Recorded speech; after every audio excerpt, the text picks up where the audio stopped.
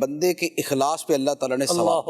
ٹھیک ہے نا، اللہ تعالیٰ کی بارگاہ میں وہ شے نہیں پہنچتی جو بندے کے دل میں تقوی اخلاص ہے وہ پہنچتا ہے۔ قربانی کے بارے میں قرآن پاک کی آیت مبارکہ ہے، فرمایا لن ینال اللہ لحومها ولا دماؤها، خدا کی بارگاہ میں تمہاری قربانیوں کے گوشت اور خون نہیں جاتے، ولکن ینالہ التقوی منکم، لیکن جو تمہارے دلوں میں تقوی ہے بصورت اخلاص وہ اللہ کی بارگاہ میں پہنچتا ہے۔ تو اصل جو دار و مدار ہے وہ اخلاص کے اوپر ہے۔ ہو سکتا ہے کہ ایک بندہ اخلاص کے ساتھ کسی ایک ہی کو اسپانسر کرے، اس کا ثواب اس سے بڑھ جائے کہ جو اپنی طرف سے سب کو دے،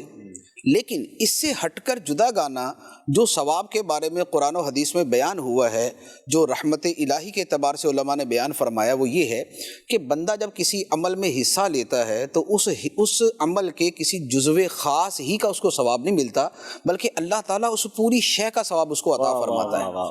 اعلیٰ حضرت علی رحمہ نے فتاوی رضویہ شریف کے اندر فرمایا ہے کہ جو بندہ کسی مسجد کی تعمیر میں حصہ لیتا ہے، اگرچہ وہ اس مسجد کا کوئی 1000واں حصہ ہی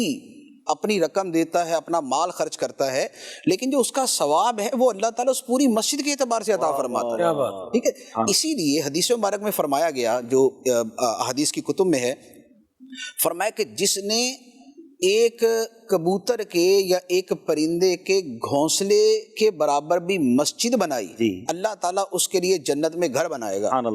تو اب آپ غور کر لیں کہ بھئی چڑیا کے گھونسلے کے برابر مسجد ہوتی کون سی ہے؟ تو بیسیکلی اس کا مسجد میں حصہ اتنا ہے، صحیح کہ ایک مسجد 1 کروڑ روپے کی بنتی تھی، اس بندے نے 1000 روپیہ دیا ہے، اب وہ جتنی بڑی مسجد ہے اس میں سے اس کا حصہ چڑیا کا گھونسلہ ہی بن رہا ہے، لیکن اللہ تعالیٰ اسے جنت میں پورا ہی گھر عطا فرمائے۔ یہ ثواب جو ہے یہ اللہ تعالیٰ کی رحمت پہ ہوتا ہے، بندے کے اخلاص اور جذبے پہ ہوتا ہے۔